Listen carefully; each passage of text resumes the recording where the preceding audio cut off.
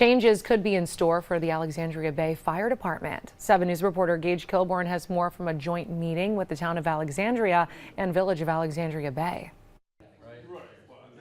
A few months ago, after the Alexandria Bay Fire Department proposed forming its own fire district, the village and town board had a group meeting with an attorney on Wednesday. The fire department is looking to form the Alexandria Bay Joint Fire District, forming its own entity, separate from the town and village, that will be controlled by a board of commissioners. Attorney Bradley Pinsky recommends the village and town begin looking for 5 commissioners before a public hearing next month.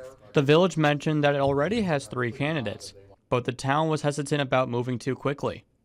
It seems like, okay, we're going to rush to get 5 commissioners that we don't currently have. They're going to rush to get a budget. Pinsky assured the board that following the public hearing, it can set any date to form the district. If they decide that they don't have enough qualified people interested in running for commissioner or serving as commissioner, they can change the date for a year later. They can finish the process now, but make it effective a year later. Pinsky says local taxpayers will not see a rise in their taxes, and that it will allow a group to be focused on just the firefighters. It's only going to make fire protection better because there's going to be 5 people who do nothing but focus on fire protection as they run the district. The municipal building will host the public hearing next month to see what the taxpayers have to say about the change.